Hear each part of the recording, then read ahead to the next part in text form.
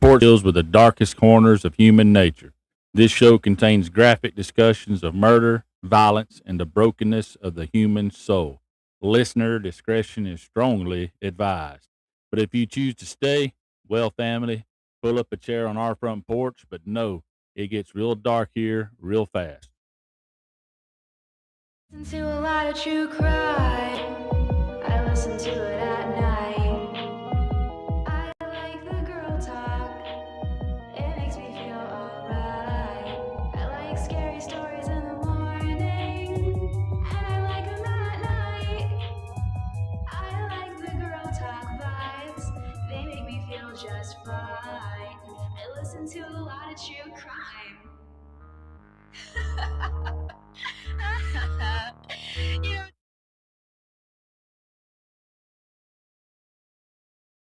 Let me unmute everything, so maybe that sounds better.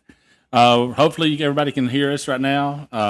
Say I'm still not showing us on Facebook. It shows on my end that we're on Facebook, but it's not showing on the Facebook on where she's monitoring.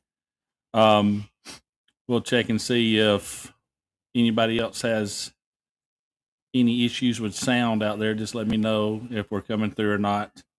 But anyways, we may not have sound, but as far as from the board goes, but we'll find out real quick if we've got it from on the Ets end who's streaming. It's been about 3 weeks since we've been here, so it's going to be a little rocky this morning, I guess, or today or whatever. But okay, here's that. So we'll see if we got any sound coming. I've got chat pulled up. Well, pull up the sound on your Ets account to make sure we're broadcasting through. Can you hear it through your speaker? Okay, cool. So we got sound. All right, that's what I needed to know. Yep, sounds great. Perfect. So we're good on that. Still not sure about Facebook, and we're also on the Front Porch Forensics YouTube channel. Yeah. And we're running from Bump Stock Ken on Twitch. We're trying something new tonight. Yeah. So I was going to say I have a Twitch account, but I don't ever use it. So yeah, so we're just broadcasting there too. And somewhere Facebook Live got lost. Hopefully, I'm not sure. I don't know. It's showing on your end that we're on Facebook, but yeah, it's showing on my end that we're on Facebook, but we'll see. We'll figure it out. If not, if you normally listen to us on Facebook and you're missing out tonight and you can't hear us on Facebook, let us know. Even on my page, it's still not showing. Yeah, just let us know, and we'll point you in the right directions of where you can pick up the replay of this later. But yeah, it's not showing on live on Facebook tonight. We'll continue on, and we'll have it checked. We'll have that corrected. I say I'm still trying, so we'll get that corrected for next week's show. But again, it's been 3 weeks for us, so I am a little rusty on this right now. We had a super busy day today. We had a birthday party to attend to and some finishing touches on that. Even the last couple of weeks, we've had pageants. We've had all kinds of stuff going on. And this coming week is prom. Oh, yeah. And you got you're going to be out of pocket on Monday and Tuesday with your mom. I've been dealing with flat tires and getting all that handled out, run over some storm damage, some debris, and popped a tire on the daughter's car. Well, on your car, actually. Yeah. She was just driving it at the time. And so been running around busy today. And yesterday we was super busy as well, but in a good way. Yeah. So before we go much further, Front Porch Forensics deals with the darkest corners of human nature. This show contains graphic discussions of murder, violence, and the brokenness of the human soul. Listener discretion is strongly advised. But if you choose to stay, well, family, pull up a chair on our front porch, but know it gets real dark here real fast. Cool. So that's the second time I played that tonight. I just wanted to make sure I could hear the echo that y'all picking up the board. Excellent. But yes, there's nothing today that's going to be overtly troubling. in today's show? It's going to be kind of a lot, when really. Yeah, just what we did yesterday, Mhm. Friday the 13th. Yep. You had got tickets for something that I've been wanting to see forever. So it was like the best Friday the 13th date ever. Well, Yep. we haven't actually had a Friday the 13th date before now, so. Not an official one. Not an official one. It looks like Mr. Andrew Young has checked on Facebook, and we're not live on Facebook. But I say I've been trying to log it in, and it's just not coming through. What I'll do is once we get all their downloads and everything, we'll just share the link on Facebook for everybody. Okay. Then go back and hear it. Thank you for checking on that. Appreciate it. Yeah, I've been working on that for like 20, 30 minutes now. So yeah, we're not going to worry about it. We will have plenty of opportunity to get it on there for your family. So I am producer, embarrassingly talented producer of Front Porch Fringe. It's Bumpstock Ken. I am also the incredibly lucky and blessed and awesome husband of Laura Bumpstock Barbie. And she is your hostess with the mostest. Everybody loves her or loves to hate her. There seems to be no in betweens. Yeah, I don't think there is like a gray area there. And tonight, no script. We're just going to talk about what happened yesterday. And this is apparently the best date you've been on since we went to see Stephen King live. I say in June of 2015, you took me to Nashville to see Stephen King on the End of Watch tour, which was the final book in the Mr. Mercedes series. It was the book release tour. Yeah, it was the first time in my life I've actually been able to like be in the same room as Stephen King. So like that one was top tier. That was solid.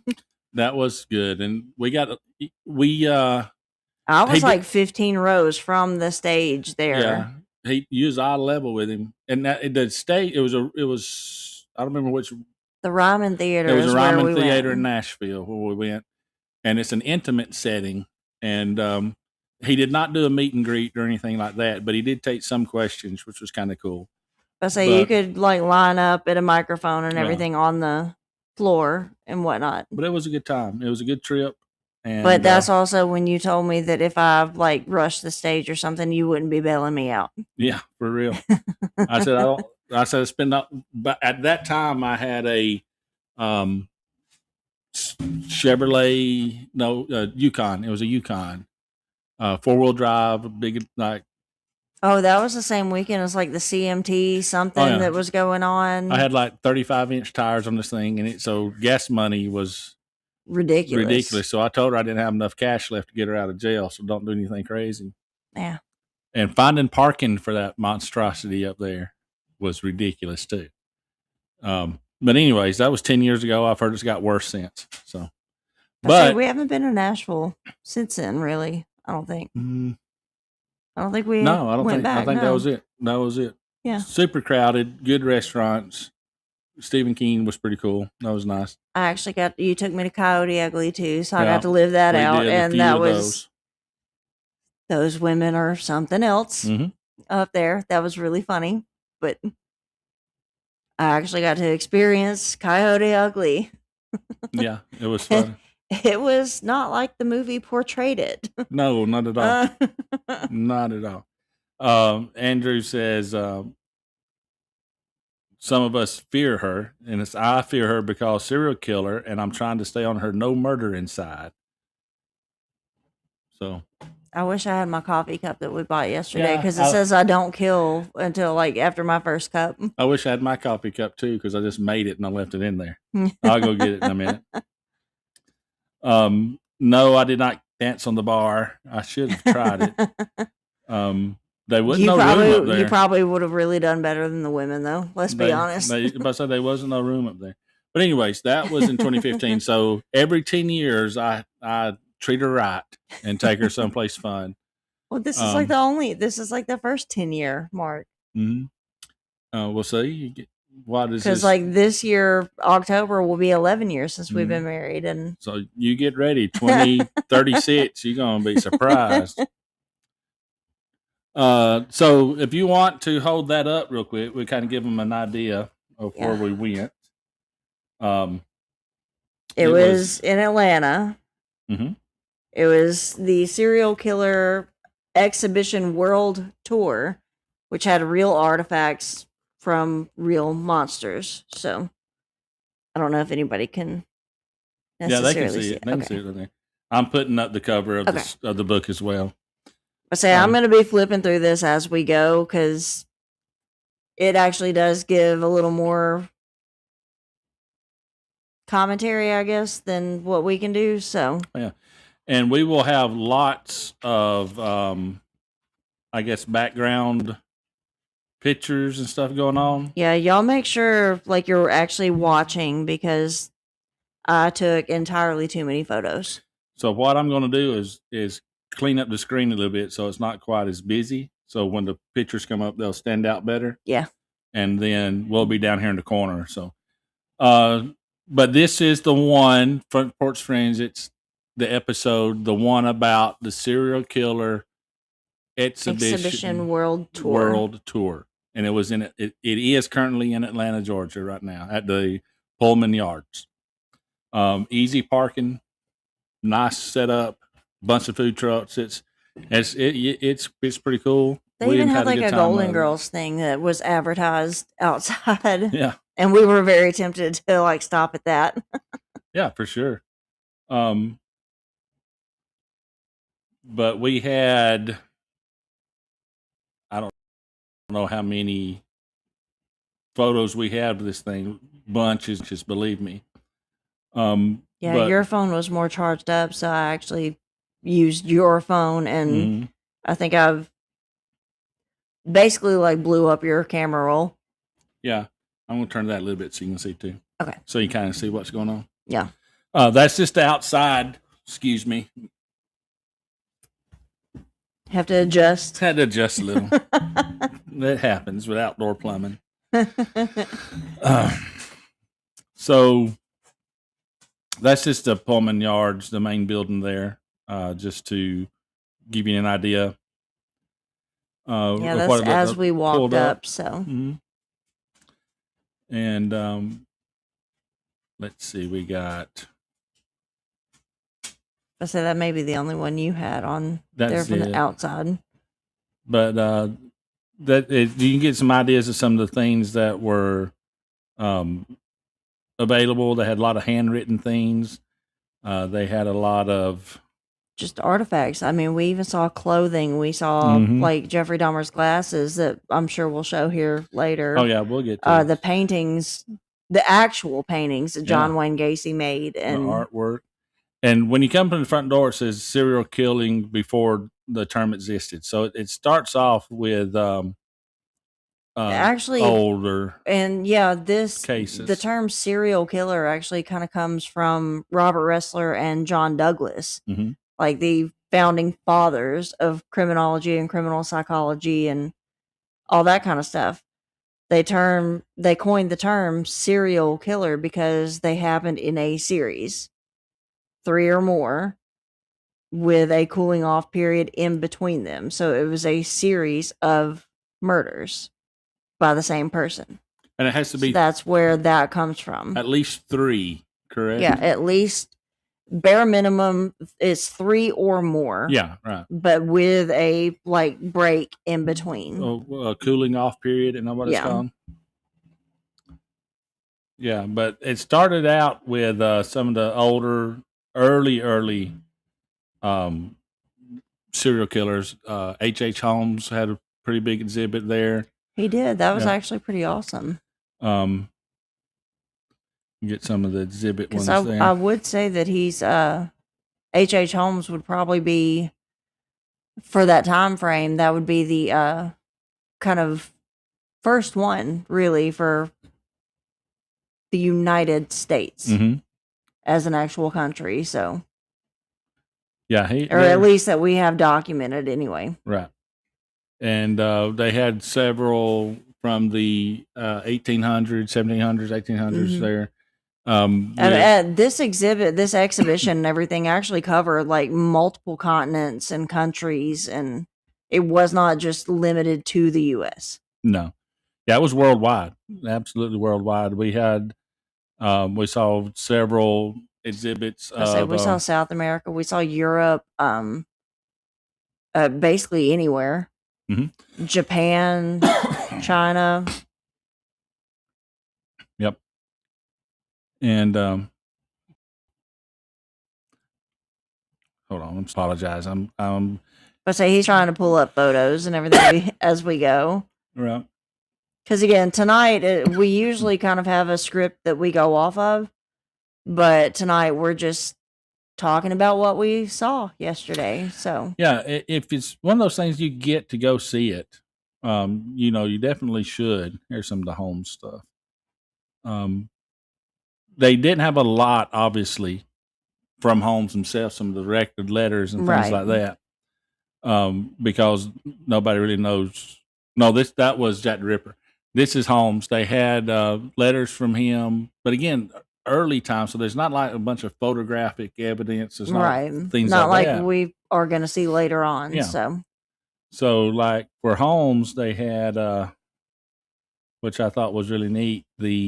And I tried to get like the little cards and everything that kind of captioned the exhibit for whatever it was. Mm-hmm.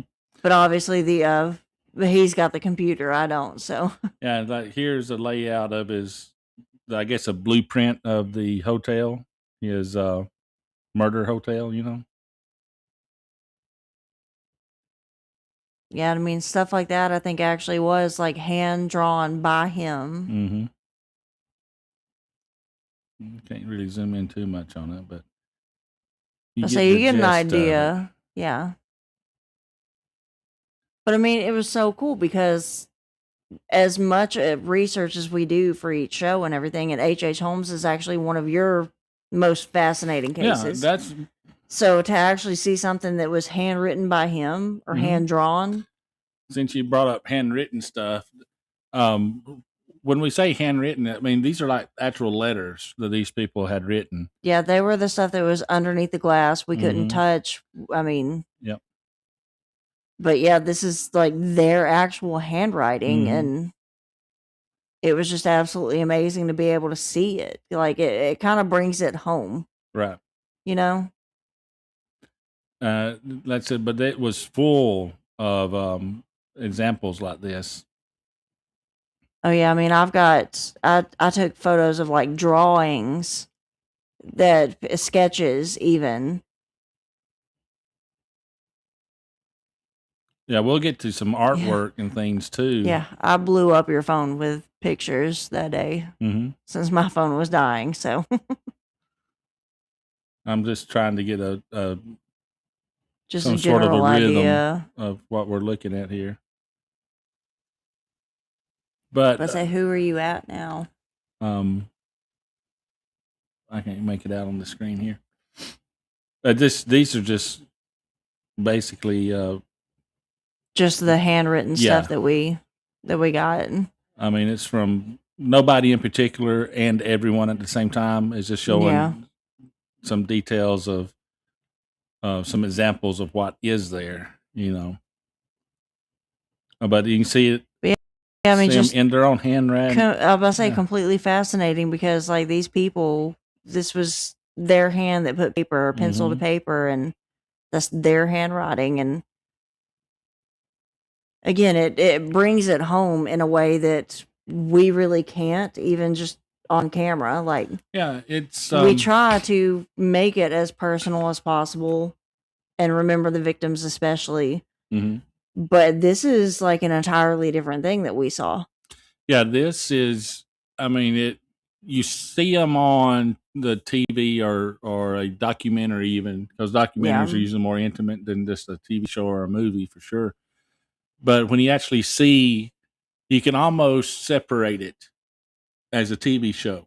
Yeah, you have that bit of distance there. But when you get there and this proof, these intimate pages or whatever are right there, Of course, we couldn't touch them, obviously, but they're there.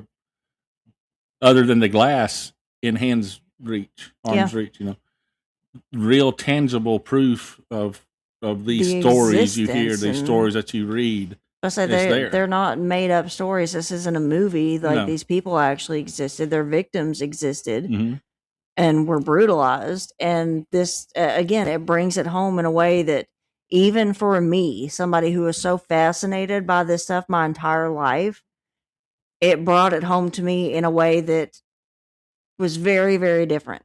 Yeah. Yeah, it surprised me a lot. And I'm not trying to like humanize these folks or nothing like that. No, we're not glorifying these monsters in the slightest at all. It's just absolutely fascinating to be so close to something that they had their own hands on. Oh, yeah. And again, for Front Porch Springs, being this is what we do, that close, I don't think we could have passed up going to it. No, absolutely not. I mean, so we kind of went into it. When you finally told me that you, like, when you surprised me and told me that you got the tickets and everything, like, I counted down for like a month leading up to this. Right. Yeah, when we went, we're not going for. We had a good day, but we didn't go with the intents of like entertainment purposes.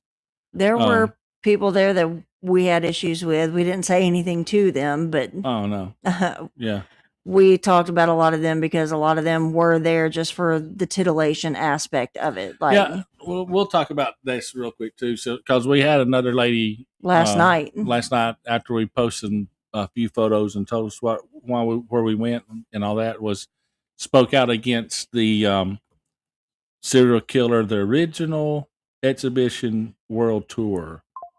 That whole tour monetizing and making a buck off of people, off of death and dismemberment and all this kind of stuff. Basically. and we can actually see that part of it. Yeah. We can. And we're not going to say that that's not probably why this thing even exists in the first place. Well, I mean, they're not going to do it unless they can make a profit. That's it. Yeah. There are some people, I'm sure, that will go and get their jollies off on some of this stuff. And we heard the giggles and everything all day. I think that was just immaturity. Some of them people. It could be because even then it didn't seem like it was real to them. Yeah.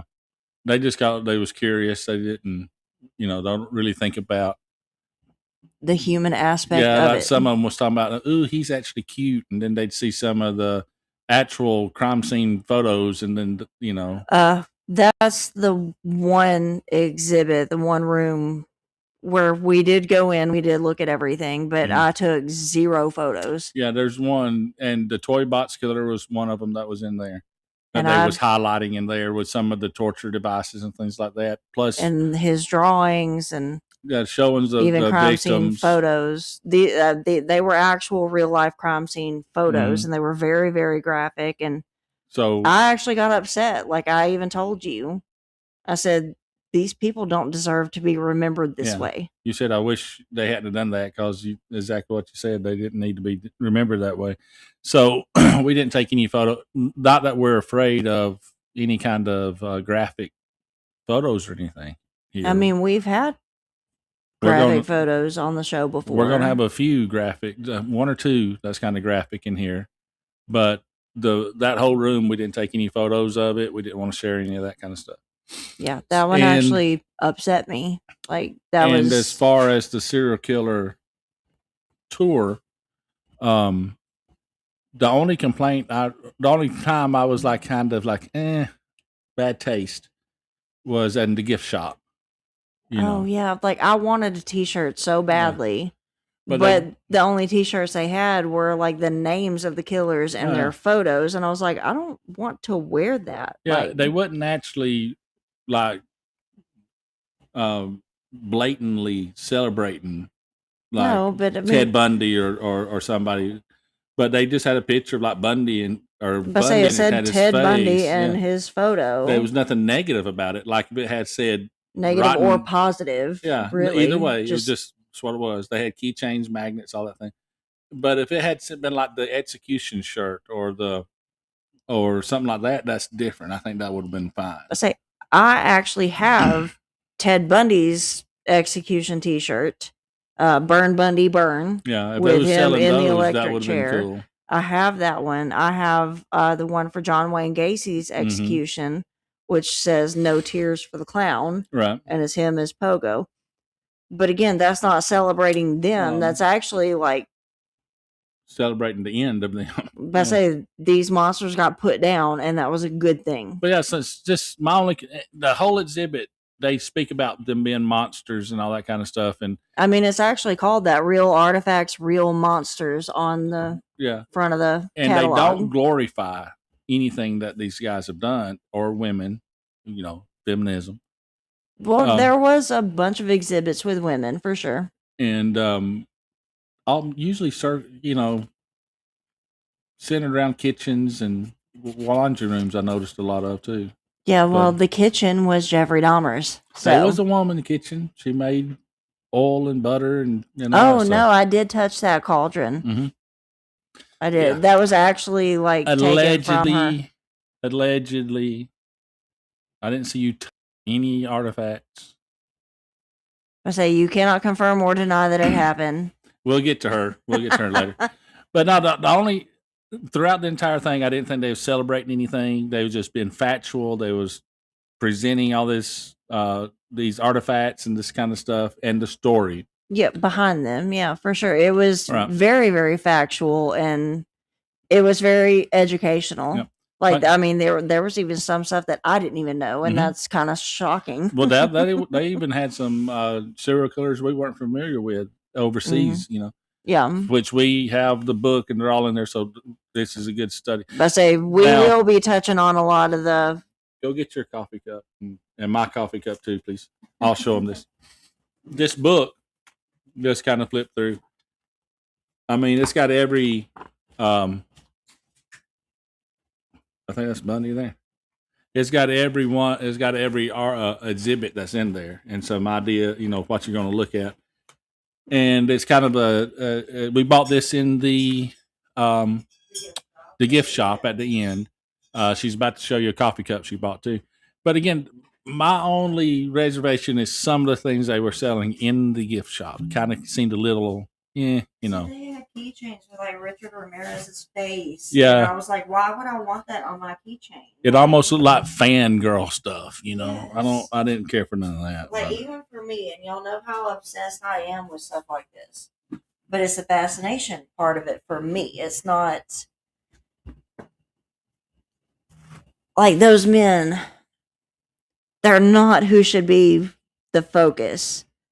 What they do and why they do it is how we learn how to recognize these patterns and these signs. You show them your cup. Oh yeah, I mean it has the little logo and everything of the actual of the serial killers. Yeah, just the original exhibition world tour, but it does say I only kill after my first cup.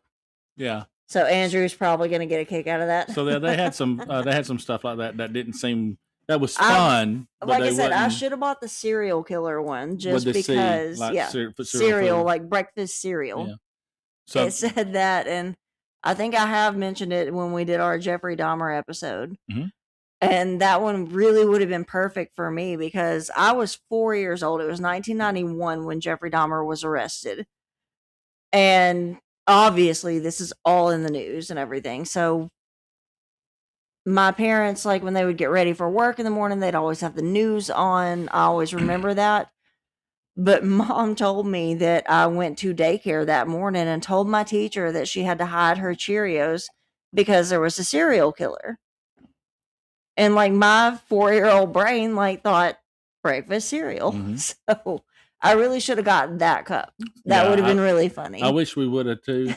But like I said, they had some fun stuff that didn't really.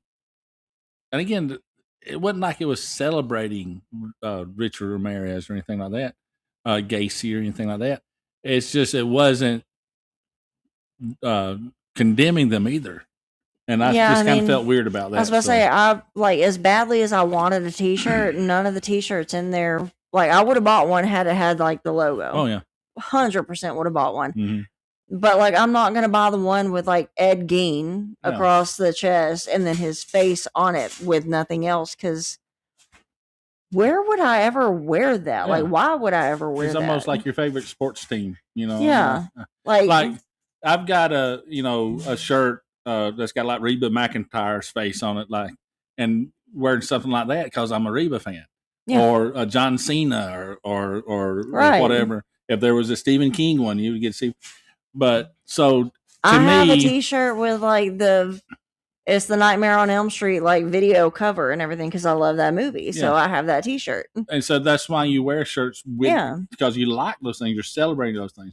So a Ted Bundy shirt or Dahmer just felt weird, so we didn't get anything like that. That was the only distasteful thing. I say we thought it was in poor taste. Yeah, in my opinion, that's the only thing I thought was in poor taste of the whole event. Also, the Pullman has incredible bathrooms. They actually were really nice. That was pretty cool. I think they should have done them like kind of in the middle though, because there were like 40 rooms that you go through, and the bathrooms were at room 6 for this one. Like they should have done it like midway through. It was. There's 40 different rooms, and each room kind of has a different theme, basically, or like, a different person. Like you would have one. Yeah, some of the bigger names had that room to themselves. I say Gacy, I know, had one. And let's see. Dahmer had like the one where they actually had a refrigerator and a cooler and a barrel and everything set up. Made it look like his room. We'll get to those.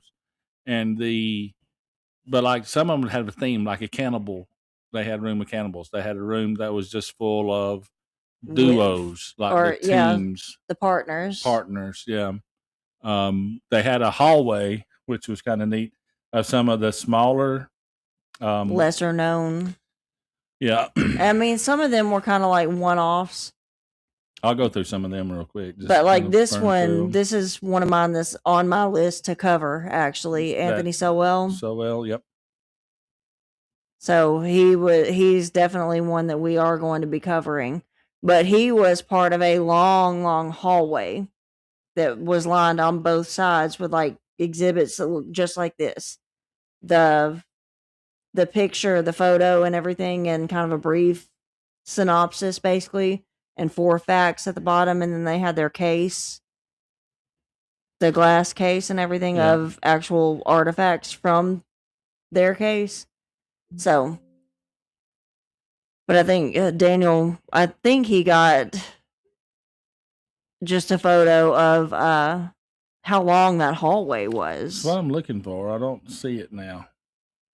I said that may be one you skipped over because you were trying to. I took so many, like it's not even funny. Almost 600 pictures, I think. But yeah, basically, it was a long hallway. And on both sides, let's say probably 15, 20 on either side. So a hallway full of like 40 some odd killers that we walked down and looked at. Oh, here it is. Okay, you did get it? Uh-huh. Okay. Yeah, that's it. Yeah, it's daggone, I clicked something wrong. Bear with me, I'm working on it. I'm slow. That's slow on a computer and slow in mind, apparently. But you see on the screen now is how each case worked. There's a small case with their details and some facts about them right above their head. Yeah. And then if you look down the hallway here, you can see just all those. I said that was I think they were trying to consolidate because there's just so many. And that's kind of scary in itself. No, it is absolutely terrifying. And but say keep that one up for a minute because I mean that one.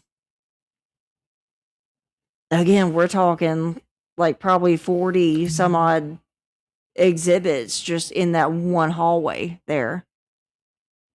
Oh yeah, I'm trying to count the lights above each one. There's at least 40 down there. And there were still even some like behind us and beside us that you didn't picture. Mm-hmm. Like to my left or to the left of this picture, there's Yeah. At least 4, maybe 6 more that we didn't get in that photo.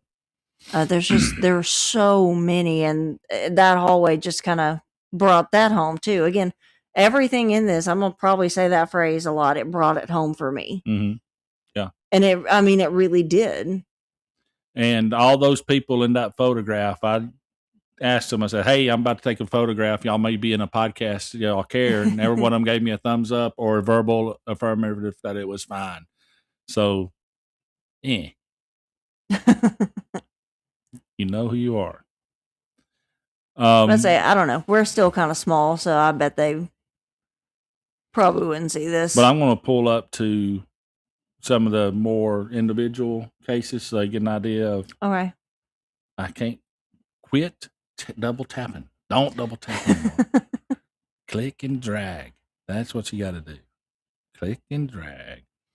Yeah, Daniel Lee Sabert, or how you say his name. Just an example of how it looks.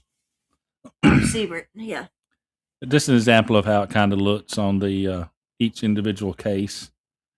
And like I said, it's got like 4 little facts under each picture to give you an idea of what they were there for. Typically, each one of those signs, I guess, or whatever, typically a lot of them had 4 facts. Yeah. About that person. And I know, was it Samuel Little was in here? Yes, Samuel Little was in there, and it actually showed 2 of the drawings he made in custody of 2 of his victims. Because Samuel Little is probably the most prolific one we have in the U.S. He was convicted of 99, but expected more. Mm-hmm. But even in interviews, he was like, I don't remember like their names or anything like that. But he was like, he would draw pictures of them, and they would be eerily 2 photos of the victims. Yep. And I know I've got those photos somewhere because it's pretty interesting. We may come back to Samuel Little when I find him because he was in this hallway for some reason. I don't know why they put him in that hallway, but he was in that one, but he also had his own. Right. Here's the Anthony Sowell. Hold on, let's see. Is this him right here? No, that's Clark. Here we go. Now I got him. That's Woodford. Okay, I know because there's his painting. He's definitely in this. There he is, right there. Yep. Yeah, I got him. It's in this one right here. Yeah. That black and white one up front is him. Yep. There he is. Samuel. The one above him. Yeah, we'll go through some of those now.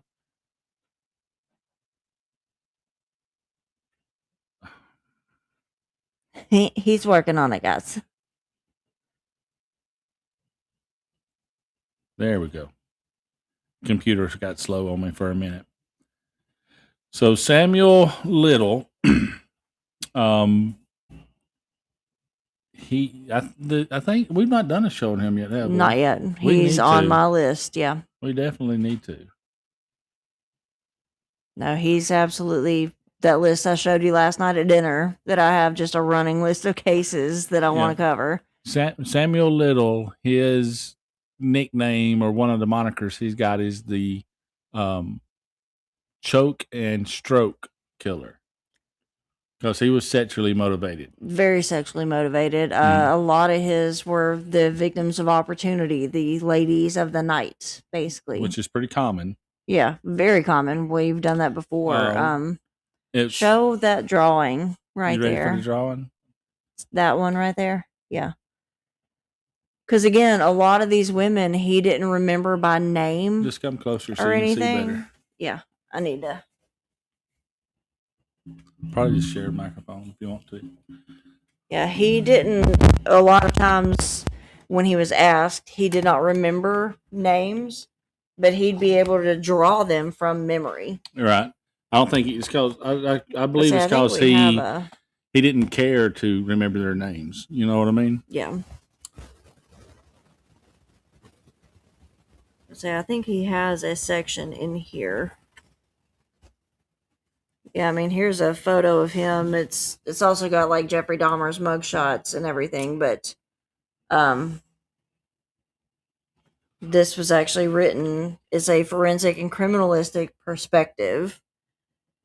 Do you want me to just read this? Yeah, go ahead and read it. This one. I'm going to put some of his pictures. I'm going to put some of his pictures up here as you read about him. This is not specifically about him. Oh, well, let's go ahead and finish him out then first. Because here's a picture of Samuel Little smaller or younger. Okay, here is in the thing, if you'll go to ours, because that's him younger. Yeah, you've got that one of the photos up, but there's a side profile. So I don't know if anybody can.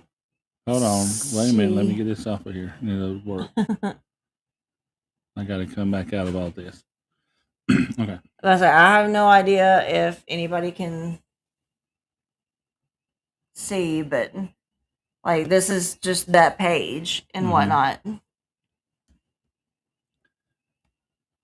Like it tells you everything. This one is actually from 10 Questions with Bill Kimberlin, who is a psychologist, criminal psychologist. And that was the page from an interview with him. Asked him 10 questions. But yeah, Samuel Little convicted of about 99 known. But it's expected that there were more for him. And we will go into much greater detail with him at some point. Yeah. Okay, yeah, see that Dr. Bill Kimberlin, that's this guy right here. So and we was that's just on the letter right there. And again, this is some handwritten stuff. And that's that same picture you were showing, this side profile. And his younger days. He was arrested numerous times. He was actually even arrested for murder once.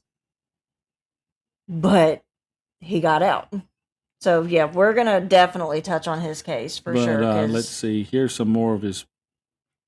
Did we show that painting already? I think we showed that one. Yeah. Drawing. I mean, yeah, we showed that one, and another one here. Yeah, there's a second one that was in the exhibit. But they said, I know the police and documentaries and stuff that I've seen said that even though he didn't remember their names, they were able to match his drawings with missing persons photos. And that's how they determined all of these women that he killed. Right. That he claimed a responsibility for. Like he had an eerie recall, basically. Yeah, and alongside Little in there was, Randy Woodfield there. Which he's on my list too, so we'll get to him at some point. And let's see who else we got in here. Richard Speck. Oh, he was in there. I say most people know. At least know the name. Yeah. And he just give you an idea of what each little case is showing there. Haddon Clark or Hayden. How do you say it? Haddon? Hayden would have a Y in it, I guess. Or 1D. Yeah. So Haddon Clark. And like I said, there was at least 40 down that. Yeah, easily. Yeah, down that hallway there. About 15, 20 on either side. Going down that hallway. Like I said, I've got a bunch of stuff that is. Do you want to bring up some of the ones we've already talked about? Like we did Ridgeway. We did Richard Chase. How about him? Because there was actually a really interesting artifact there from. You want to just start with Richard Chase then? Yeah, let's go ahead and go with him. Okay, so. I say just start. Yeah, we'll go to the artifact last. But y'all remember us talking about him. He was in our vampire series that year for Halloween because Juxtaposition was doing vampire lore. We did like him. We did Elizabeth Bathory. Other people like that actually drank blood. Richard Chase, extraordinarily disturbed person. Like this dude was not okay. His own mother even said like she tried to get him help and nobody would help him. We actually showed pictures from his apartment and everything because he still had blenders on his counter full of human body parts that he was blending up and he was drinking because he genuinely thought he was going to die because he thought he was like basically a vampire. Yeah, he thought he had some sort of something wrong with him, that if he didn't, that his blood wouldn't replenish itself. Yeah, exactly. That if he didn't drink or and ingest I mean, this blood. dude was actually caught in a field. Like police actually came up and like questioned him and everything, and he had buckets of blood in his car and different like livers and other organs and stuff. And he was like, "Oh, it's just a cow," and they let him go. Oh yeah, they found him wandering around covered in blood in the field. He was naked, and they just were like, "Oh, okay, this is normal. We're gonna let you go." Yep. What in the world? And another thing with him is he actually went to his mother wanting help, asking her for help, and she shut the door in his face. Like she was the one like saying, "Okay, yeah, he's messed up and everything," but never got him help. Never. So kind of tragic in a way. I do actually feel a lot of pity for him specifically. Just because of that, because this dude was obviously not okay, but he never, even when he asked for help, he never got it. Yeah. And there is like an envelope with, some of his handwriting in it, things like that. What's it say?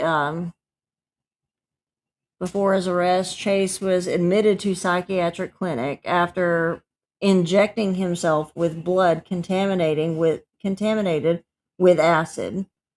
He attempted to escape from the hospital and, after being transferred, was diagnosed with Renfield syndrome. And Renfield, if y'all know, if you're Dracula fans, Renfield was the one who ate the bugs and everything like that. His familiar, a witch would call it a familiar. Yeah, henchman kind of deal. Yeah, what's that guy's name? Dracula's? Renfield. Yeah, Renfield. Yeah. So yeah, for sure. I mean, Richard Chase was very, very much not okay, and I don't think he was ever treated properly. No. Because otherwise, like, none of the stuff that we ever talked about on that episode would have ever happened. That's a since you pointed that out, I think that's kind of sad, and a lot of times. How do we do this? Because just drag it. Because because there's a lot of, if they would have got help, I think a lot of this stuff could have been handled for sure. But one of the things, he was one that knew something was wrong, and he was trying to get help, and nobody ever helped him. So to me, like I said, I feel enormous pity for this one. Right. And it's one of those things that, I mean, if he would have got help, I don't know it would have changed anything, but he did go to a mental hospital and they released him anyway. So, it also said he like escaped. So yeah. Well, here's the next one that you want to show was really only, other than the letter, was really the only thing they had for Chase, because they didn't have no blenders. This was actually an artifact this was actually evidence in his home that they removed. This is a like mummified rat, basically. I can't read you may be able to read it better than I can. Sent by Richard Chase himself to the what's it called, the Mental Health Commission. It's kind of blurry. I can't read all of it and everything. But this Richard Chase himself sent them this. This is a rat corpse, I guess, that he had kept. And I did get a better picture of this. I mean, it's obviously not gory, but yeah, sent by Richard Chase to the FBI's Behavioral Science Unit. FBI agent Robert Ressler, who interviewed Chase in prison, Ressler kept this mummified rat that was found in Chase's apartment as a, quote, souvenir. After his death, Chase's death, it was, or maybe Wrestlers. It just says after probably his Wrestlers. Death. It was sold by his daughter. By his daughters to an English collector. Yeah, so this is actually something that Robert Ressler, one of the founding fathers, one of them, him and John Douglas. So if you hear me say founding fathers of criminal like psychology, it's those two. But Ressler, yeah, he kept this that they found. And I did get a... There it is. And again, like, these are not pleasant photos, but they're also not really gory either. Mm-hmm. But yeah, I mean, that's absolutely fascinating. This was actually a deceased rat that Chase held on to. Mm-hmm. And that Ressler then had in his possession. Because Chase sent this to the Behavioral Analysis Unit, the BAU. I mean, it's just absolutely fascinating to see because, again, Ressler and Douglas, the founding fathers of it, the BAU existed because of them. Right. Yeah. And I mean, it's just amazing that we actually get to see something that was sent to them directly. Mm-hmm. Yeah. This, and again, we're not trying to, how cool is that in a way of like, oh, this is awesome. It's just interesting. It's like something... it's absolutely fascinating to me. Yep. No, we are absolutely not justifying anything that this man did because he was very, very messed up. And if y'all remember that episode, that was a rough one. If you're interested in it, you can go to Spotify or Spreaker or iTunes or Apple Podcasts, any of the podcast catchers. Yeah. Look up Front Porch Forensics. You can get a list of all our shows in order. I think there's like 40-something episodes, and it'll be the one about Richard Chase or one about whatever. I think, Richard Trenton Chase. I think we did his full name. Yeah. I can't remember. And you can find any of them in the back categories and all that. And so go check it out if you're interested in any of these. That's a very dark one. It was very gory because he did believe he needed to consume blood and other stuff. So that's a rough one. There's a lot of blood in that one. A lot of gore, I guess. All the stuff we did that month was bloody. Yeah. And yes, Washington and Oregon area up there is a serial killer capital. Yeah, and I actually do want to do an episode on that because especially during the 70s, which was the heyday for American serial killers. Why do they all come from the Pacific Northwest, that whole coast there? I tell you what, we are streaming from Front Porch Forensics and at Bumpstock Barbie on X right here. So she's Bumpstock Barbie, your hostess. So if you want us to do an in-depth study on the Pacific Northwest, go to her tips, send her some tips. We'll use that money to fly up there and spend a week for you. Okay, I don't know that I actually want to go up there because those people are crazy. Okay, look, maybe now I can kind of see why it could happen because look at who lives up there in the Oregon and Washington areas and everything. Look at them now. These are mostly people that are kind of not okay. So I kind of get it, but I don't know what it is about that area that seemed, especially in the 70s and early 80s, why we had so many from there. Because I bet you anything, 90% of our episodes right now have come from people in the Pacific Northwest.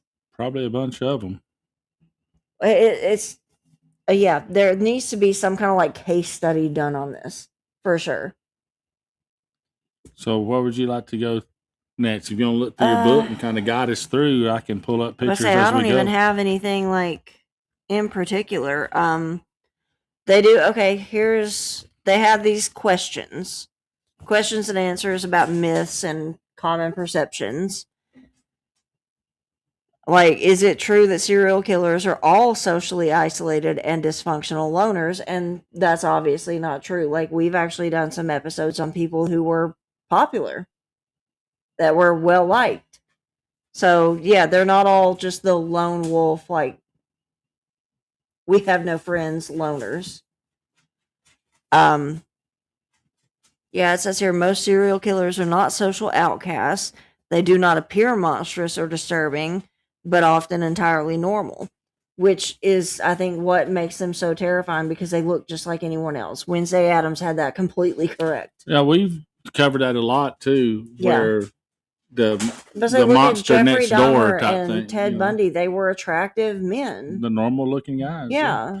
I remember looking at a lot of the exhibits and stuff of some of the people, and they look like the guy man next door. If you'll hold this up, it's Gary Ridgway, it's Robert Lee Yates, and Dennis Rader. They all look like completely normal dudes.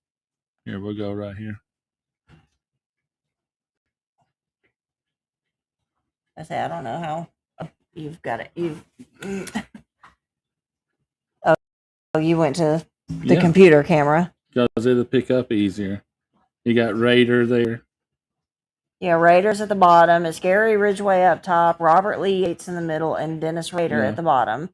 Gary Ridgway, that's the Green River Killer. Mm-hmm. Dennis Rader at the bottom, that's BTK. We have those separated out. These dudes looked entirely normal, and even Ted Bundy and Jeffrey Dahmer, they looked entirely normal. Well, let's go through some of the more normal-looking guys real quick that we've got. You got Buster walking around in the background. Go ahead with Dennis Rader. You've got Gary Ridgway right there. So. Okay. We'll do Gary Ridgway. Because, he did. He looked like anybody you'd probably just see walking around the grocery store. I mean, you're not going to give him a second look. Normal-looking dude. I think that's the only real picture that I have of some him, of the stuff in the case here. I think I have the whole case. That one. Yeah. Like, this was everything that was displayed for him. So, and I think I've got just other close-ups.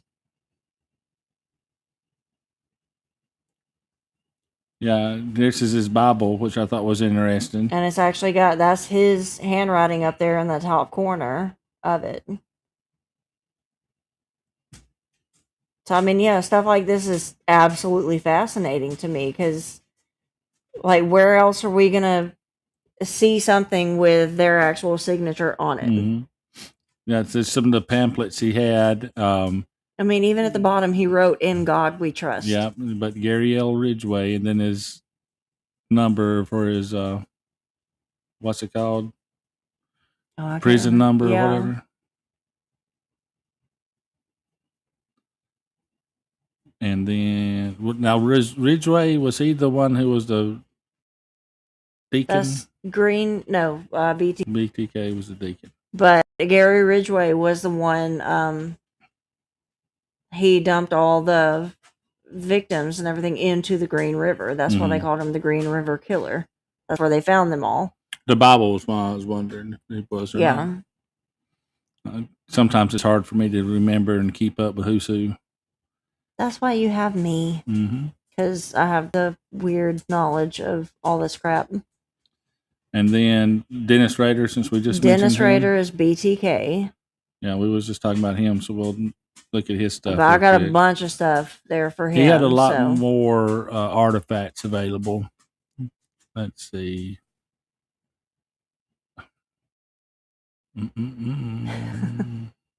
Double click.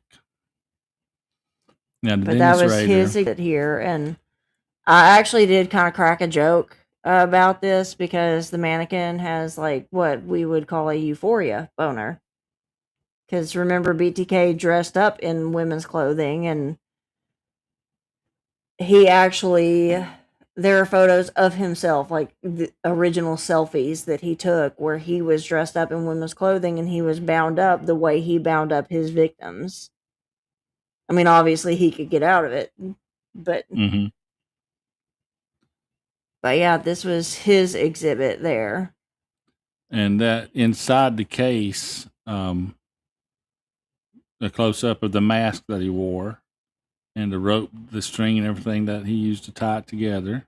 Yeah, they actually said that was literally some of the pieces of rope and everything from the crime scenes. So the rope and everything is 100% authentic. Yep. And then, like I said, there's some handwritten letters and things in there too. But that mask is pretty creepy. I mean, that's absolutely creepy as hell. Like, and it's almost like that the movie outfit he would wear. Yeah. I mean, it's not a bad looking outfit, really. Yeah. You go to the. If I say, as long as you don't have like the penis sticking out the bottom of it, but. I'd be more worried about the killing mind that's behind it. Yeah, I don't really care what they're women. But say, it doesn't matter. Like you said, the outfit was cute. The outfit's fine. Yeah. Andrew, Simon Phoenix is on my list too to cover. So I don't know. I don't have no idea Simon Phoenix is. Not by. The slippers. We have the picture of his actual slippers too. Yeah, this is the main thing. It's got. And on the side there, that floor to ceiling one next to the case of. It is like mugshots, it's crime scene photos, but all there in the red, those are the victims. Mm-hmm. The victims that he knew. So, like, whenever you see these photos that we're going to post, if they have these red photos, those are their victims. Yeah, that's each major display had that same kind of banner beside it. Yeah. And I like that because it did show some of the victims and give a little more detail. We have a photo of his actual slippers. And like, these were actually, like, literally his actual slippers that he wore on his feet. Right there. So again, there's that part of me that finds this incredible that I was able to actually, like, see this, like, be right there in front of it. Like, these were actually on this man's feet. And that's amazing to me. Right. It's not justifying or glorifying anything that this man did, but just that I was actually able to, like, be right there next to something that these people touched. Yeah, and it also had some personal photos and things like that of him as a normal person. I should have got out the because that photo of him and his daughter, she's the one who has been speaking out over the last decade or so. Like, you know, my father was a BTK killer, like, growing up with him and everything. I actually do have the magazine where she did her first ever interview about it. Right. And right there. Let me see if that's his selfie where he was actually in the outfit that we showed you on the mannequin just now. But that was actually him bound up and taking a selfie, basically the way he would bind up his own victims. Wearing the outfit. It was his way of reliving what he did. Mm-hmm. And by the way, I just learned how to do that, so that's awesome. Yay. But yeah, the bottom photo, that's him and his daughter, and she has been very, very vocal for several years now. And if you can ever find interviews with her and everything, they are fascinating and heartbreaking. Yeah. Because, I mean, imagine that being, like, you know how close I was to Daddy. If I found that out about my father, like, that would break me, I think. No, for sure. No doubt. But it had some of the booking information. A lot of the exhibits had that kind of booking information and things. A lot of tidbits that you don't see. But say we have else. Several that actually have fingerprints. They're actual fingerprints from when they were taken into custody. So we have a lot of that too. Let's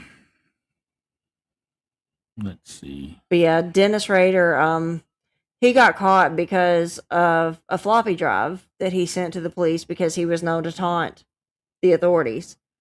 They were able to actually, like, forensically trace that floppy disk and everything back to that specific computer tied to his name. That's how he got caught. And it was like at the church that he was a deacon at. Yeah, and that's some of the other drawings he had made there. I got a bunch of stuff. I wish they would have had like a floppy disk or something in that case. That would have been cool.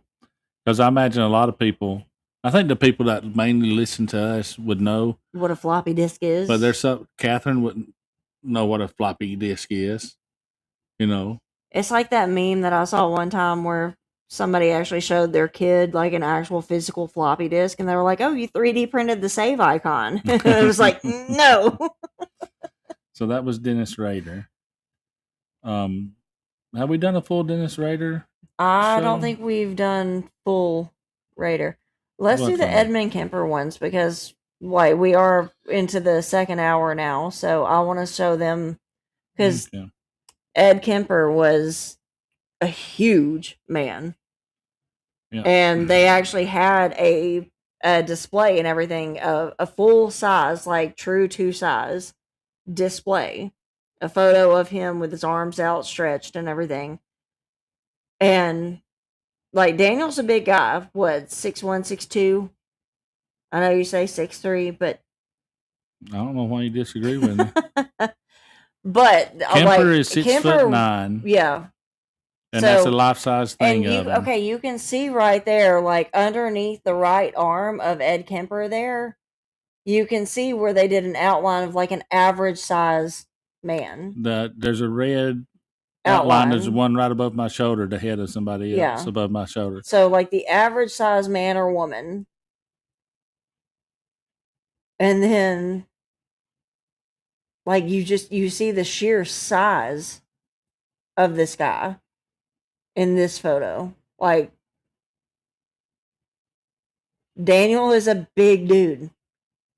But my God, you're almost dwarfed by him in this. Like even when I wear heels or my wedges or something, I'm like only eye level with you. And the size comparison that really surprised me was the difference between the shoulders. The shoulders, yeah. But Ed Kemper just... And what's funny, I think he actually in prison got the nickname like the Gentle Giant by like the workers and everything, the police, the all of them. But I mean, the dude was just huge. Mm-hmm. I mean, it's hard to fathom until you see it, like compared to someone like you, like that we actually know. Right. So, when I took that picture of you with the arms outstretched and the shoulders are still like a head above you, like that's unreal to me. But he was very well liked by police and everything. Even when he called to turn himself in, they thought he was playing a prank on them. Mm-hmm. They thought he was joking until they went to his mother's house. But yeah, Ed Kemper, he was the co-ed killer. He's the one that I always say, like, when anybody ever asks me, what is your most interesting true crime fact? It's always Ed Kemper that I go to. Because during a court-appointed meeting with court-appointed psychiatrists that he had, 2 of them signed off on him not being a danger to himself or anyone else. And during this actual meeting where they decided that, he had the head of 15-year-old Aiko Koo in the trunk of his car, outside in the parking lot. I mean, that's just... And he was one of the ones that, even in prison, even when he was in the psychiatric hospitals, he would ingrain himself with the workers, with the people who work there, with the doctors, with the actual security guards, with the police. And even in the psychiatric hospitals, like he got in so good with these doctors that they would actually let him look at the tests that they were giving to other patients. So that now he then learned what they're looking for, and he was able to adjust his answers based on what they wanted to hear. Like, highly, highly manipulative person. Very, very intelligent. Extremely intelligent. And he had... Like, that's why psychologically he's probably one of the most fascinating that I know about. And here's a picture with him with poet Leonard Woolf. Oh yeah. Kemper also has audiobooks out there. He would record, even when he was incarcerated, he recorded audiobooks for the blind. He's still incarcerated. Oh, he is still alive? Okay. And this is a first edition. Let me get this up so I don't have to fight so much to read it. First edition of the book, the annotated Yeah, he Dracula had a from first edition 1975. Dracula that was annotated, and now it's actually signed by him right there in that front cover. Yeah, he. You can't really make it out because it's just too hard to tell. It didn't pick up well, but that's his handwriting there in the front cover of the book and all that. But he does audiobooks. He knows Wolf there. Also talk about size difference. There's on display is what they called his lucky ring from himself. Silver ring with a berry and leaf motif. Yeah. Set with emerald cut stone, custom made and worn by Edmund Kemper, size 13. And so Did we you say share. that's your ring size? Yeah, we share the same size ring. Big hands. Yep. And then what I thought was awesome. I mean, you are a big guy. You're just not as tall. No. What I thought was really neat is this mug. Oh yeah, he said that if he was able to like get away with it, he would have taken that mug. I'm not big on. There's very few things I'd ever want, like from a serial killer or anything like that. Obviously nothing to glorify their actions. Yeah. But this is something he made in ceramics class, and I love coffee. Y'all know that. But this mug, man. Let's say you have handmade mugs up in the pantry and everything because you actually just love the way handmade mugs look. And I mean, yeah, just because this one was made by him, I mean, it would be, I don't think I'd even let you actually use it, you know? But there's the mug. And it was so dark in this place. To me, it is formed to fit his hand.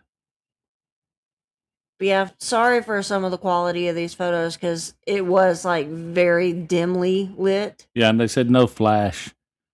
Yeah. So made in the early 1980s by Edmund Kemper. So. Yeah. But yeah, that's his. Like I said, there's a lot of things that they had that was pretty interesting. The things that you wouldn't see or see in a book. Do you have the Albert Fish ones? Or? I don't have Albert Fish. Okay, because we actually do have the letter that he wrote to Bud's, the Bud woman. Yeah, I did not get that because it was so hard to read. Well, yeah, I knew it wouldn't fit. Well, it's so old. Yeah, but there's Albert Fish, and they have the handwritten letter that he wrote to that Grace Bud's mother. It's on display. But say here's the 10 most notorious. This go in order, and I'll pull the ones up that we have. Ted Bundy is number 1. Start at 10. Go backwards. Okay, number 10. I don't know how to pronounce it because I think it's Russian. Andre. I don't have him. Go to Richard Ramirez. Okay, Richard Ramirez will be. He's number 9 listed in our little book. So Ramirez. Okay. He's here. All right, let me find his stuff. Here we go. Richard they Ramirez. Actually had a mannequin or a wax figure of him too, so that was kind of neat. Richard Ramirez's case there. The Night Stalker. That's who he was. He was very, very indiscriminate to victims because they were as young as like preteens and as old as like 80 something. But they had a lot of stuff, handwritten stuff, letters that was written to him was there. We won't go through all of it, but that's the actual hat that he wore too, the AC/DC hat. Which again, just absolutely fascinating to be standing right there, like 1.5 feet from a hat that this man wore. And that's ridiculous. Signed Night Stalker with the pentagram, yeah, that he had on the palm of his hand. That you always see that iconic photo of him right here. Well, this is from the mannequin. Yeah, that's a mannequin, but it's. But everybody remembers that picture of him in the courtroom holding up his hand and kind of doing that little smirk and everything, and he's got the pentagram on his hand. So that's obviously drawn on, but it's matches how he had put it on himself, so it's accurate. We have the picture of you with him or the mannequin anyway. But because it was so dark, like my selfies are very, very dark that I took. So your picture. This was the mannequin or wax figure, whatever. I think there was mainly mannequins. I don't think they were. Yeah, I don't think they were. I didn't wax. mess with them to know they were wax. I think they're just mainly mannequins dressed up. But that's him there, or the likeness, I guess. But say it kind of, to me, the wax figure almost looked like a leftist lesbian, maybe. Oh yeah, for sure. You see it? Yep. Okay, it's not just me then. But yeah, I mean, everybody, again, think of the iconic photo that everybody knows Richard Ramirez for. That photo in the courtroom where he's holding up his hand and you see the pentagram on his hand. Like, that's what they were trying to recreate there. Yeah. Yeah, I think I have seen her before. That one time I messed up and went to Whole Foods by mistake. I think that's where I saw her at. You're right. I'll be. I told you. Okay. After him, if I'm going backwards, we got Ed Gein. Oh, I got to reset changes. There we go. Ed Gein. All right, let's see. Who did we just do? We just did Richard Ramirez. I think you already moved him over. Ed Gein. But Ed Gein. That was a good display because they actually had a lot of stuff for him. Or as that lady said, Ed Gein. Oh yeah. Y'all, I bit a hole in my tongue trying to not say anything when she said, "Oh, Ed Gein," and I was like, Now I want to spend a few minutes with him. There's a lot to unpack with him because a lot of people consider him the. I'm not gonna say Godfather because that's H.H. Holmes, but the prototype of a serial killer. Well, that came from movies like Silence of the Lambs. Yeah, because it was him and Ted Bundy that were kind of mixed together to make Buffalo Bill. Mm-hmm. But Ed Gein also was the original Psycho.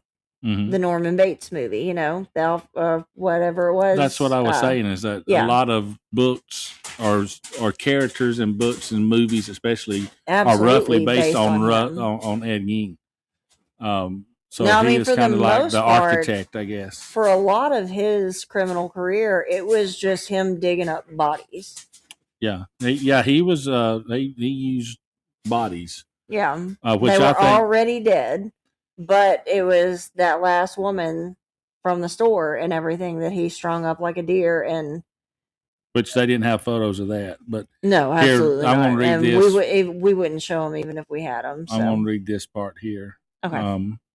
Because this is some words from an interview that he had, and it says, "Question: You told me that you removed some sections of the flesh." And then Gein answers, yes. What sections of flesh did you remove? The head. The head? How about the vagina? Well, that, but not always. In removing the head, did you first cut through and then snap the bone? I guess that would be a snapping. Would you work the head back and forth in the same fashion as you would when you attempt to break a piece of wire in two? That's a good description of it. I never took any saw to the cemetery. So he just worked the head off the body, basically. Mm-hmm. I'm just going to leave it at that because the visual and everything, I think is enough. Well, if anybody because again, grew up in the country, it to The Wire. Yeah, if anybody grew up in the country and stuff and knows how to work on fences or work with wire, you know what happens. I'm not going to go into it since you don't want me to. No, because again, like I don't even think you have to live in the country to understand. Like if you bend a piece of wire back and forth, it's going to snap. That's what he's saying he did with a human body in their head. So that's all the descriptor that we need. Well, like I said, he did have a farm, and this is outside stuff that after he was arrested, some of the things that were auctioned off. Right. Just some advertisements for that. Kind of run through that real quick because there's some stuff I do want to get to. This is a signature from Judge Goldman called the Psycho Judge. He presided the trial of Edward. The judge was not the psycho, but the movie Psycho had already come out at this point, I think. So that's what they were calling him. He was the judge for the Psycho case, basically. Yeah, the judge of the Psycho case. Not that the judge himself was a psycho. There's no proof if he was a Democrat, he probably would have got away. So definitely not a psycho. We got plenty of those nowadays. This is some dirt from his farm and dirt from his grave up there in those vials. It's pretty interesting, some of the things that they do have as artifacts. When we do get to like Charles Manson, I have photos of his actual hair and some of his cremated remains. Yeah. This is a signed book cover with his signature and everything on it. Let's see. He drew a little thing there, so. But I'm just kind of burning through all these papers because there's stuff I do want to show, which. I took so many photos that it's probably going to take him a good bit of time to. Why, dear hostess, was Edward Gein digging up bodies? What was his purpose? I don't know. That's a lot to unpack in just a couple of minutes because we have like half an hour now. Just a simple answer. He was using them as leather. He did want to. I don't know. He was not transsexual, which would have been the term back then. But at the same time, like he almost did kind of want to become his mother, so that's why he dug up like female bodies. He wanted the female body. Again, a whole lot to unpack there. Like I don't know if you don't have to go to the psycho. Just give me the reason. You ain't got to go to the psychology of it. He was making a woman's suit. Yes, that's all I needed. And here's a representation of him at the that they did with their own sewing machine. And of course, that's obviously fake flesh there. Yeah, none of this is real. These are all just recreations that they actually made for the exhibit. Recreations. Yeah, no, they are accurate for sure, but if you're not real, if you're squeamish for the next couple of pictures, don't look. Look away if you don't want to see this. Grab another cup of coffee, make a bathroom break, something. But again, this is not. This is just a recreation of what it would have looked like. Yeah, it was a display in the exhibit. So 3, 2, and 1. There's a recreation of what they found. The woman's suit he was making. I say the skin sewn up right there on the sternum. You see where they sewed her back up, being dried out and.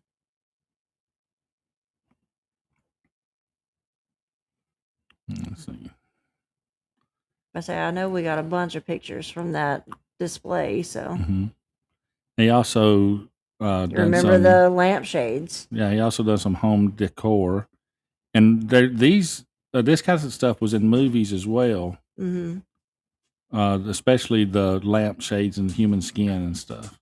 I've seen similar stuff in movies. Well, also like we do know that Ilsa Koch, the Nazi woman.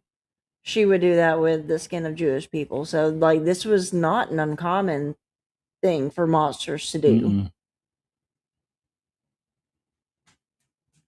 And then he made a candy dish. Oh, yeah, the bowl. And actually, the back side of it is the other jawbone. The other side of the jaw, yeah. With teeth. And again, these are accurate recreations of what they actually found. This isn't just somebody thinking, ooh, this would be cool to put in a display. Right. No, this was stuff that were documented to be found in his home. And I'll just cut for this. While searching his property, they actually found some vertebrae and a full human head just laying in his toolbox in his barn. Mummified human head, basically. Yeah, just laying in his barn in a toolbox. So. Yeah, Ed Gein, more of a monster than is really portrayed in either Psycho or Silence of the Lambs. Mm-hmm. Like, obviously a monster, but we didn't know the full extent of it. Yeah, you can tell why he was such a good fit for be the architect of so many movie monsters. Yeah, absolutely. So. All right, who next? After him, if we're going backwards, we got the Zodiac. I know the only thing they had with Zodiac was a picture of his outfit. Well, and the photocopy of the letters that he sent. And we sent those to the Tiny Tyrant because that's her most fascinating case. I don't know that I have that stuff. Let me see. I say that was in the mask exhibit.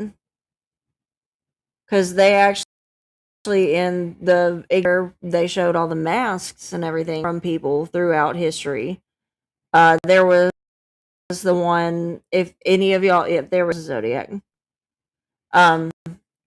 There was actually another exhibit right there, another display for, if you know the movie The Town That Dreaded Sundown, it was that mask. But this one is a mock-up, like a recreation of... Yeah, these were just what the Zodiac was. Yeah, that's he is number 7 on this list, if I'm counting backwards. Okay. Here we go. We're going to look at these masks real quick. I say that's the one from The Town That Dreaded Sundown. That's where that kind of originated from. And then and a lot of these are still unsolved. Like, yeah, many of these were unsolved. We still have no idea who these people were. Which actually kind of makes those masks even more terrifying because... Yeah, that's kind of... Some of them were identified, but many of them weren't. Right. The Golden State Killer was one of those. I'm just kind of going through all the masks that were there. But anyways, yeah, they didn't have a lot on Zodiac. They just had one paper of one of his letters, and then that mock-up of his suit. Yeah, that's all they had for him. Mm-hmm. From there, we go to H.H. Holmes. Do you have... I showed him in the very beginning. Okay, so we did go with that one. Do you have the Jack the Ripper stuff? Because they did have that was in the very beginning, too. Okay. Early days. Okay, then John Wayne Gacy's up next. Now, there's a lot of John Wayne Gacy. But I say there was a bunch of stuff from him, and I was absolutely fascinated by this one because there's actually, like, the actual, like, not recreations, not mock-ups and everything, the actual paintings that he made in prison were framed and on the wall. Now let's go through the cases first. But say that was another one where they had the mannequin, the life size, mannequins of him. So like he was actually, judging by the hat, maybe about an inch or two shorter than you. So, I'd say he was around 5'10" to 6 foot, somewhere in there. Say I'm 5'7", so. But here's a pair of his shoes. Now, these are not the actual weapons that he used, but they did do the newspaper and everything is real. But the weapons there, the rope trick, the handcuff trick. Those just represent the rope trick and handcuff trick. Because we did do an episode on him, right? Mm-hmm. Remember, like if y'all want to go back and listen to it, the handcuff trick was where he would actually have the keys to the handcuffs. And, he'd handcuff himself behind his back and tell them, oh, I can get out of this. Like, I'm going to show you this trick. And he'd get out of it because he had the keys in his hands and they didn't know this. So, of course, after he's now plied them with alcohol, he's got them drunk, he's got them stoned, whatever, he tells them, okay, let's see if you can do it now. So these boys, so many of them actually handcuffed themselves willingly, not knowing what he was doing. And then they would ask him, like, okay, how do you get out of this? Like, what's the key to the trick? And he's like, well, you actually have to have the key. And he would dangle it in front of their faces. Well, he would say the key to getting out is you have to have the key. Yeah. Like, and inside this other case is some of the art. We'll go ahead and start because he was an artist. I say that stick and the rope, though, was important too. Because that's another one. Well, I know, but I didn't get there. I was just talking about the handcuff trick. The rope thing was actually more sadistic, I think. Because what he would do is he would render them unconscious, like through drink or drug or whatever. And then he would like loop rope around their necks and everything. And then he would take like the handle of like a hammer or something, some just wooden handle, and twist it until it tightened up. And he would actually Bluetooth disconnected. Bluetooth render them unconscious, then loosen it up, let them come back into consciousness. That's why that scale, that 22-point scale that we've talked about, that's why he's ranked as like a number 22, the highest you can go, because it was about the torture. The cruelty was the point. Yeah. He wanted them to suffer while he was hurting them. But you can see the stick, how it looped through the rope, and the more you twisted the rope, the tighter it got. And he would loosen it up after they passed out, so they'd come back to consciousness, and then he'd just do it all over again. Mm-hmm. The torture was the point. Right. So I felt like that was important to note with that photo. Mm-hmm. I was checking on something, so I knew he had started talking about the handcuffs and stuff, so I apologize. I thought you already hit it. We're good. I thought you had moved on to the handcuffs. I apologize on that. But yeah, those shoes, it's kind of amazing because those were actually the shoes he wore as Pogo the Clown. Yeah, they went with the outfit. That outfit the mannequin was on was really one of his outfits. Was it really? Yep. Okay. But yeah. I mean, it's just amazing. Okay, well, now I've touched like the paintings that he's made, and I've touched one of his outfits. And yeah, we'll get to the paintings. This one is inside glass, so you couldn't get to it. But yeah, what I tried to get the little place cards and everything. The name Death of that Mask. No, the Death Wish is the name of that Wish? one. Okay. Mm-hmm. But it is a death mask, but he named it Death Wish. But here, I'm going to wait to that last one just because it's the most famous one. Yeah. But these were actual on the wall, framed behind glass. But those are his. These are his actual. These are the ones that he made while he was in prison. Mm-hmm. And like I find that one, the Seven Dwarfs, like that's just so bizarre to me, knowing what he did and everything. Like, why are you painting Disney paintings? You know, it seems so wholesome in drastic comparison to what he did. But you can see, I mean, he was not without talent.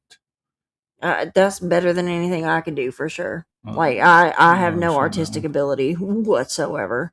But this is the most famous painting. Yeah, that's the one that they always show up and say. When they talk about him being an artist, that's the Pogo painting. That's a self-portrait of him as Pogo the Clown. Mm-hmm. And then we had some other thing, and you could actually touch those, or at least touch the frames. And this is some other drawings he had done. Some of them are graphic, so yeah, we're not going to probably not going to zoom in on that now. But I thought this was interesting. It's a diagram or recreation of his kitchen and under the floor. This was like the floor of his kitchen, and it had like a cutaway that represented how the bodies were. Yeah, because again, he would the crawl space under his house was very small. He actually made some of his own victims, like he would hire them to go up under there and like bury stuff. And then he killed them and buried them. But this is a representation of like his kitchen floor and what was underneath it the entire time. Yeah, and that's the dishwasher, the stove, all that. That's the layout, and then right there is where they found one of the bodies, and that type of setup. Yeah, I actually, some of these recreations bothered me a bit. Yes. Yeah, some of them was real bad. But I say we're about to get in now too, because we don't have the Albert Fish ones. Is that all you wanted? Jeffrey Dahmer would be next. But what else do we have for Gacy? Just the typewriter that he would write his letters to. Go ahead and show that then, like for sure. Yeah, here's the typewriter that he actually used. So yeah, that was under glass. Like we couldn't. Most of the real things that are actually legitimately theirs. There's his mug shots and all that kind of stuff. They had all that stuff behind glass and stuff that you couldn't get to. But other than that, the rest of it was just like handwriting stuff and all that. So, which all that stuff was under glass too, because obviously we can't touch that paper since they're trying to preserve it. But yeah, next up on the 10 most notorious, we're at number 2 with Jeffrey Dahmer. Go ahead and do Dahmer. Okay. Yeah, because we don't have anything for Albert Fish, or we do, but you didn't put it on the computer. So they didn't have much there, and let's say we had that letter that he wrote to Grace Budd's mother. Yeah, Jeffrey but Dahmer. That was really about it that they had for Albert Fish. And the reason I didn't pick it because, like I said, it was the handwriting was so rough, it was so hard to. Well, I was afraid so old too. I was afraid it wouldn't show up well, But that's also. I mean, we can touch on Albert Fish a little bit, but the letter that he wrote to this girl's mother was so graphic and everything that I don't even like talking about it. It makes me nauseous. We'll do a show on him. We'll get to that later. Let's see. So we'll just start here. Boom. Yeah, this was some of the stuff in the case for the Jeffrey Dahmer exhibit. Yeah, and that was mailed to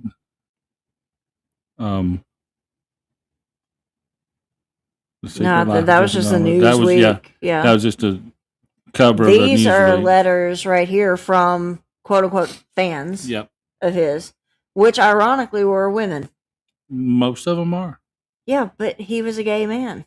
That doesn't matter. And they knew that. But there's his little. Again, there's that his wall, board beside it, and again everything like in the red and everything that you can't really make out because again. It was very, very dark. Yeah, and they said no flash. And we couldn't use flash photography, so I did the best I could. But yeah, everything in red are victims. So they do remember the victims, and we'll show you at the end of our show what they did as you walk out. So, But again, just more letters, more some court documents, things like that. They had a lot of stuff. Yeah, a lot of stuff for Dahmer. Let's see. I'm going to skip them. And then some of the books. I actually reached out to the author of this, the publisher anyway. Last night. Yeah, and they did get back to me. They said by the end of the month they're going to order more copies. So I'll be able to actually order the complete and total psych reports on Jeffrey Dahmer. Since this was so prevalent in his exhibit, I imagine it's it was when I looked at the publisher's website, it was sold out. That book was. Yeah. But I did reach out to them, and they said that they would have it back in stock. So good. I'm gonna order it at the end of the month because that would be a whole interesting episode just by itself. Yeah. Because it is the complete psychiatric reports, all the interviews and everything with Jeffrey Dahmer and the psychiatrist. So that is a near perfect replica of the mattress bloodstains that was in his apartment. And obviously, that's not the real mattress. Yeah, but no. From photos and stuff that they have, they tried to dye it exactly to match. Because remember, like one of the victims that got away from him, I think the one that actually got him caught, Dahmer took him like back into his bedroom and everything, was sitting on the bed and watching The Exorcist because that was his favorite movie. They had a copy of The Exorcist too. Yeah. Yeah, I think that was actually, see it right there in that photo. And I think that it being under glass, it didn't say that it was a replica. I think that's actually the one that they took from his home. I think so, yeah. But they had that, again, the replica of his mattress. They had a setup of his kitchen, a replica of his kitchen. Again, the replica, some of it, like the Tiny Tyrant did not like looking at those photos. She said it was really gross. But all this is fake. It is just a recreation. So we'll just kind of burn through that real quick, but you can see and I remember when I first started learning about Dahmer's case, that the police officers and everything that showed up afterwards, the one dude that opened the refrigerator, his only words were, "There's an effing head in this refrigerator," basically, like, because that was the first thing that was, like, kind of literally staring back at this cop was a human head. Yeah. Who was that, Dahmer? That was Dahmer, yeah. Ted Bundy is number 1 on and this here, list. this was what was really neat about the Dahmer one. Oh, yeah. Those are his actual glasses. Yeah, he actually wore these, what did it say, between, I can't read that, 1978 and... 78 and 88. So for 10 years, he had those exact glasses. Those were his glasses. And again, it's hard for me to, like, explain my enthusiasm for this because, like, it's obviously not about Dahmer and what he did. It's just the fact that, like, these were actually on his face, and being that close to them. That's wild to me. So Ted Bundy, I guess, is number 1? Yes, Ted Bundy on this one, their list of the 10 most notorious serial killers in history. They put Ted Bundy as number 1 in this catalog. We can debate that later. Oh, yeah. I mean, I would definitely probably readjust this entire list, but... All right. Well, we'll just start here with Ted Bundy. I'll see what else we got in here if you want to... Oh, no, we're going to do Manson and then just run through some pictures because we'll be out of time. Because I got a ton of Manson. Because I'm just going to blow through these. Everybody's familiar with the Ted Bundy. I mean, they had everything from pencils that he used, books that he was reading in prison. That was actually his favorite book, actually. They have dental records where they've done the dental cast. There's something showing the dental cast process where they cast his teeth. Is that the one there? But we'll have to give a disclaimer before we do the photo of the recreation of his teeth imprints because it is in the buttocks of a victim. Well, let's see. But you can actually see the actual like teeth imprint that they used. Mm-hmm. And then they have... didn't we get some up close of the teeth? That's what I was looking for. I didn't see them. I know we did, but... There they are. Okay, yeah. There's so many pictures, y'all. Y'all have no idea what I'm having to dig through. But that's like the literal, like... Yeah, the real deal one, not a recreation. That's the real... this was print. Behind 2 layers of glass there. But that's the straight up... And then the fingerprints. Yeah, his actual fingerprints too. Let's see. That's really... I mean, they had a bunch of stuff like... he had a bunch of artifacts. This is some of the stuff that he used. The mask and the screwdrivers and things like that. Well, those were recreations. Yeah, those just representative of what he used. We don't actually have what he used, but this is... a representation of the type of stuff he used. And I think they got it pretty accurate based on like crime scene photos that I've seen over the years. Yep. So, yeah. All right, let's do Manson. Who was that, Bundy? That was Bundy, yeah. Manson, we got a bunch of stuff for. Like, had pictures of like his hair and with some of his cremated remains in it. There we go. Manson, early days. And we actually have the guitar, the real guitar. Mm-hmm. And it actually bears his signature there at the base of it. Which I've got a close-up picture that he's about to put up. So yeah, not the recreation, but the real thing. Yeah, no, this was actually like in Manson's hands. Oh, this was the scorpion, yeah, string art that he did in prison in the shape of a scorpion. I don't know what all you want to show. There's his fingerprints, yeah, and he actually signed. No, I think that because it bears his name, yeah. Okay, that's Charlie Manson, and then here would be Tex. Yeah. Yeah, we have Tex Watson. But that's the Charles Manson ones. Mm-hmm. Oh, hold on. There's a pair of Manson's glasses, too. The ones he actually wore in prison, I think, right? Mm-hmm. Yeah, it's prison glasses. Yeah. And then they had some other photos that was more recent that everybody's seen everywhere. Right. You know, with the swastika and all that. And I didn't fool with taking any of that. Everybody's seen that kind of stuff. I say we don't have to show them stuff they've already seen. Yeah. All righty. So we got about 10 more minutes.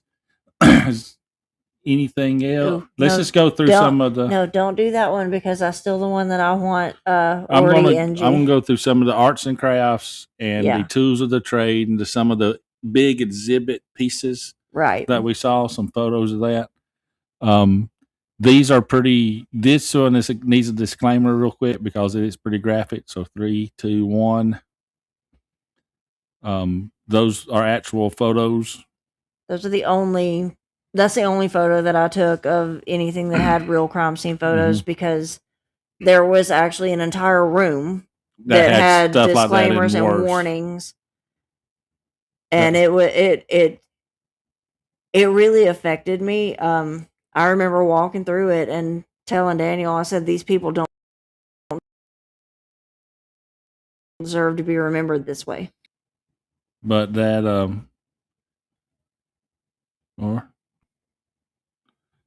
there it goes. The one that we didn't want to leave up forever, left up forever. But see, this guy was a cannibal. I'm not going to say his name yet, but that's part of the dishes and stuff that they literally found in his house. Yeah. Let's see. This is also trigger warning for you guys. Of course, this is a mannequin, but this is recreation again of the actual crime scene, like we showed before. But they look like he's field dressing a deer. I mean, that's what it looks like. And then, again, cannibalistic kind of stuff. So the freezer that was in his house that they found stuff in, remains in, stuff like that. Right. So let's get out of there. We'll move on from him. Let's go ahead and do some more exhibit pieces. Just to give you an idea of what we were looking at. I pulled up that one immediately again. Oh, sorry. All right. So on the way out, we had some of the ways people like an actual electric chair here. Oh yeah, the execution method room. Yeah, fire. Now in all the movies I've ever seen, in a firing squad they stood the guy up against like a brick wall, but this is the actual setups of how they do it. They bind you to a chair. So that I guess you can't duck or move or whatever. And like they have the bags piled up and everything to catch any stray bullets. Mm-hmm. Gas chamber. And I got 2 pictures of the gas chamber. I got that one and then the one more the interior of it. Yeah, you get a little better view of it right here. But this was like a legit gas chamber. So yeah, I mean these were all decommissioned, obviously, but the real deal. The next one probably would be the lethal. Did you get the lethal injection table? Mm-hmm. I just don't know where it went.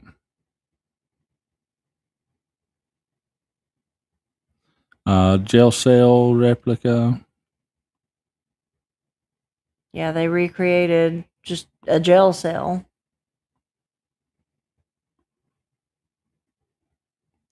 Oh, we was talking about was it Dahmer earlier?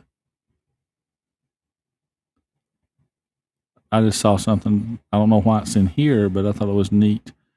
And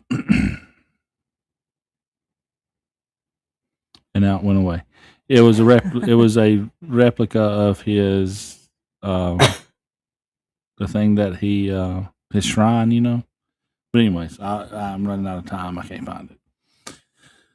The arts and crafts. We talked about tools of the trade because we love the psychological part of it. And this one I thought was pretty neat. Some of the things they use in training for forensics and all that kind of stuff. Here, a mummified head in a jar. Which was under glass. I'm pretty sure that was real. Yeah, it said it was real. That's not a replica. It's hard to see because of the reflections in there. So you can kind of see the mouth and the eyes shape, but you don't want to see it anyways. I mean, it's gross. There's some more tissue samples. The back right corner is an animal brain. Mm-hmm. And then now these are replicas showing. Yeah, this is more the archaeological, anthropological aspect of forensics, like to study the bodies and everything. But yes, these are all replicas. They look very real, but they are not real. Rates of decay, things like that. Yeah, they even had like the etymology, the bugs and everything. Mm-hmm. So, different versions. We're just gonna blow through these real quick. You get the idea.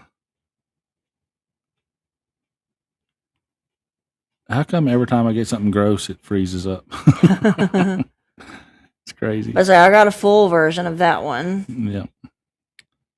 Down at the bottom, yeah. Don't double click. Click and drag. There you go. You have to give it a second. There you go. But yeah, again, this was more the archaeology, anthropology aspect of forensics here, and all these are recreations, but they were completely fascinating. They looked so real. There's this. Now these are some actual tools they used.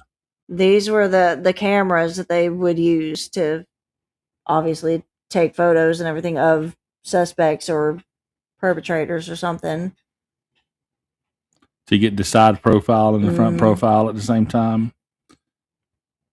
We got bone plates and everything there.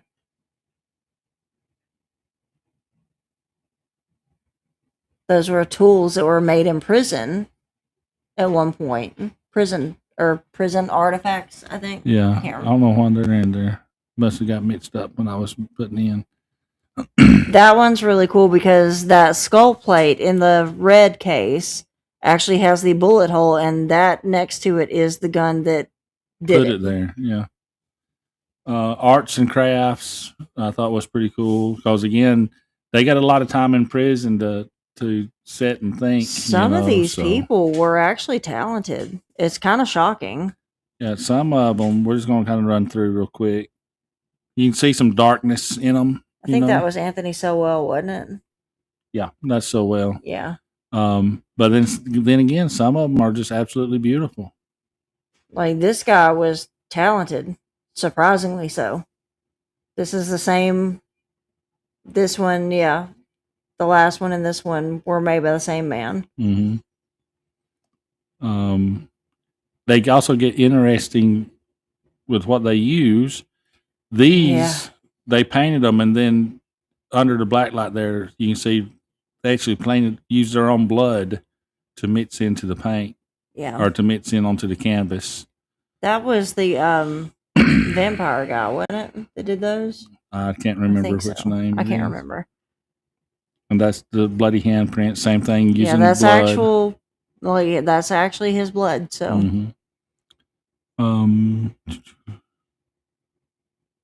This one I think was Charles Manson. Yeah, that's Charles Manson. He drew that one. This is, I can't remember this guy's name, but he done those. They were realistic. Yeah. Like those look like movie posters. I thought it was. I did, but those are hand done. Like, say what you will about the dude. Like, he at least had some artistic talent, so he probably should have focused his interest elsewhere. Yeah, it's amazing to think what maybe could have been if they would have been focused in the right way. That one was fascinating because that's cross stitch. Yep, you do cross stitch yourself. I know. That's why it's weird. Yep. And then they would do dolls and stuff too. They would make dolls and things. So, victim walls. Yeah, the last, just like what we do, because we actually mentioned that as we were leaving. Mm-hmm. The very last thing that you saw in this entire thing was just these like 4 walls of just victim photographs, their names, their photos, like who they were. Yep. And we couldn't get a bunch of them because the hallway was kind of tight. We couldn't get a good straight on view of it. Yeah. So there's some that are kind of cut off. You can see at the bottom, but I tried my best to get like everybody included.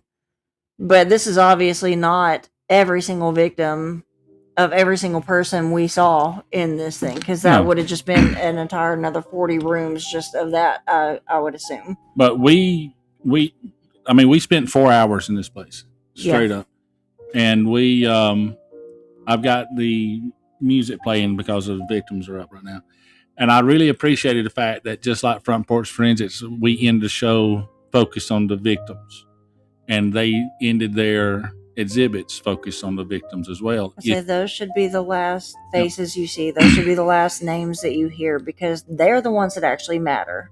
Yep. So, I just want to make sure that we showed one more time before we left and gave them a little bit of time. But again, we are right at 9 o'clock, so we're going to shut her down now. I am Bumpstock Ken. You can find me at FP_forensics on X, and at Bumpstock Ken on X, and Bumpstock Ken on Twitter. on Twitch, and Front Porch Forensics on YouTube. Okay, so we do have the Twitch and the YouTube up and going. Yes. Okay, awesome. I'm Bumpstock Barbie. That's always easy to remember for both of us. I'm Bumpstock Barbie. He's Bumpstock Ken. So Barbie and Ken. I have a baking page. I have a cross stitch page. I write for Twitchy, and that link for everything that I've written for them, you can find in my bio at Bumpstock Barbie on X. My Facebook and my Instagram are all private, so it's mainly just family and friends that get those. So I think that's, you plugged everything. So check out klrnradio.com for our show, Front Porch Forensics. They also have a plethora of other podcasts out there, anything from current events to comedy. Check it out, klrnradio.com. We'll see y'all next week. We'll put a post out soon on what that's going to be, but we appreciate y'all coming and hanging out with us. And until then, please don't do anything that's going to land you on the next episode of our show. That's right. Y'all be careful, be safe, be aware. That's right. Good night, everybody, and we are out. It's time to go. I hate to leave you, but I really must say, good night, sweetheart. Good night. Good night.